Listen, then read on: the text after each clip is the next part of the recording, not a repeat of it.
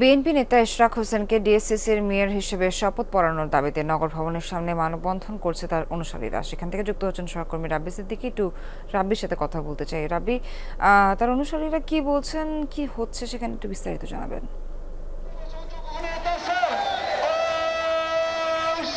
সোহার, আসলে বিএনপির যারা নেতাকর্মী আছেন, ইশরাকের যারা কর্মী সমর্থক আছেন, যারা তাকে ভালোবাসেন, তারা কিন্তু গত কয়েকদিন ধরেই কিন্তু নগর ভবনের সামনে আন্দোলন করছেন। শ্রীলঙ্কা আবারও রপ্তানিতে শীর্ষে।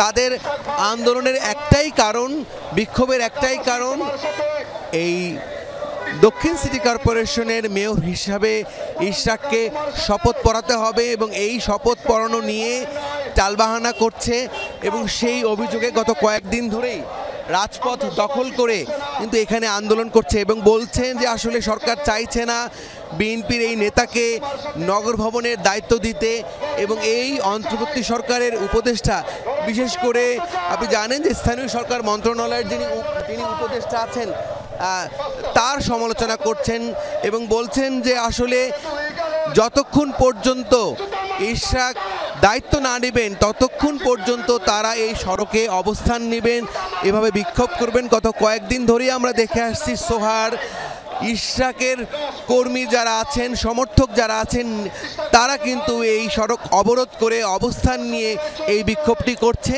আমি আছি নগর ভবনের সামনে, এখানেই কিন্তু একটু আগে এই মেয়র হিসাবে ইশরাকের শপথ নেয়ার দাবিতে এই আন্দোলন, এই বিক্ষোভ এবং এটি কিন্তু গত কয়েকদিন ধরেই চলে আসছিল এবং যে যুক্তিতে বিক্ষোভটি করছে কর্মী সমর্থকরা, যে আদালতের রায়ের পরও নির্বাচন কমিশন গেজেট প্রকাশের জন্য সব ধরনের প্রস্তুতি নেয়ার পরও এই নগর ভবনের দায়িত্ব দেয়া হচ্ছে না ইশরাককে। ইঞ্জিনিয়ার ইশরাক গতকালও সংবাদ সম্মেলন করে বলেছেন ষড়যন্ত্র হচ্ছে এবং সেই ষড়যন্ত্র মোকাবেলায় তার কর্মী বাহিনী মাঠে আছে এবং আমরা দেখতে পাচ্ছি যে ক্ষুদ্র ক্ষুদ্র মিছিল নিয়ে, ছোট ছোট মিছিল নিয়ে নগর ভবনমুখী হচ্ছেন নেতাকর্মীরা এবং এইটি কিন্তু আরও বাড়বে। আজকে এই নগর ভবনকে কেন্দ্র করে লক্ষাধিক নেতাকর্মীর জমায়েত হবে, তেমনটাই কিন্তু জানিয়েছেন ইশরাকের কর্মী সমর্থকরা এবং সবাই আজকে বলছেন যে ইশরাকের শপথ নিয়েই তারা এখান থেকে ফিরবেন। এবং আমরা দেখতে পাচ্ছি যে আসলে বিশেষ করে আমরা জানি যে সাদেক হোসেন খোকা, ইশরাকের বাবা, তিনি কিন্তু এই নগর ভবনের দায়িত্ব ছিলেন, মেয়র ছিলেন এবং তার পুত্র মেয়র পদটি ফিরে পেয়েছেন আদালতের নির্দেশে এবং সেই কারণেই ইশরাকের জন্য এই আবেগ। রাব্বি বিস্তারিত জানাচ্ছিলেন ঘটনার, ধন্যবাদ আপনাকে।